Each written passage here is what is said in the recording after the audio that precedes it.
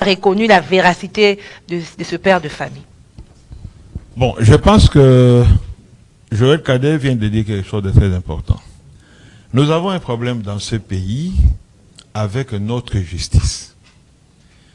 J'ai toujours dit aux amis magistrats que lorsqu'on parle de l'indépendance de la justice, l'indépendance de la justice commence dans la tête du magistrat.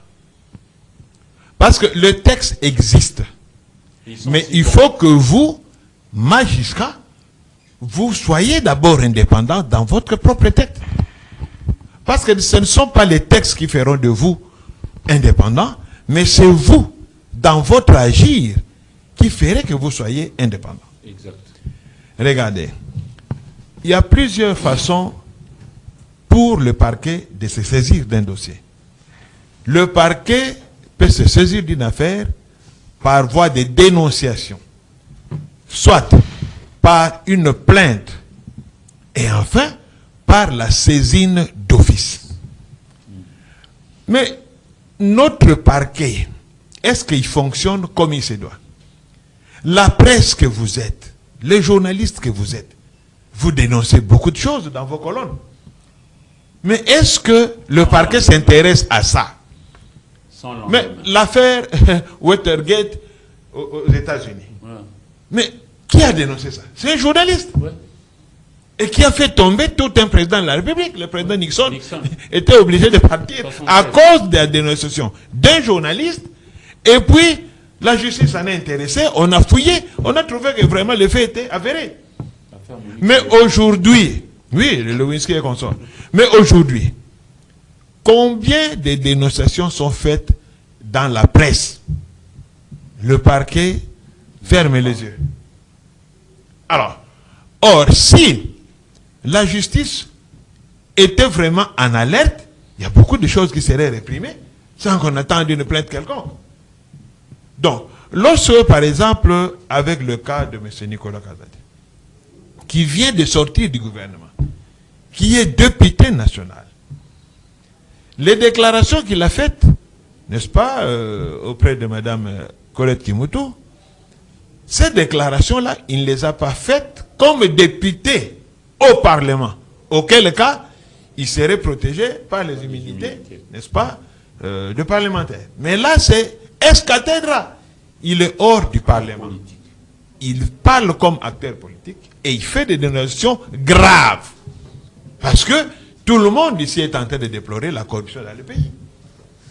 Et voilà que celui qui venait d'être argentier du pays, il n'y a pas quelques mois, il affirme haut et fort: voici comment nous fonctionnons.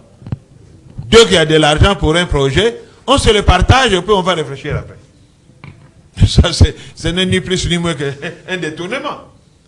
Donc, il a dit clairement, sans gants, avec des mots limpides. Il n'aurait même pas fallu qu'on attende des mois pour agir ou demander des autorisations ou quoi que ce soit. Pas du tout. Parce que ça, c'est comme Joël Cadet a dit, c'est un cas de flagrance.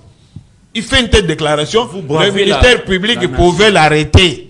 Mais l'opinion aussi s'interroge pourquoi on part si vite sur ces déclarations alors qu'il devait aussi apporter des éclaircissements sur cette affaire des lampadaires. Non, mais c'est pour cette raison qu'il est invité.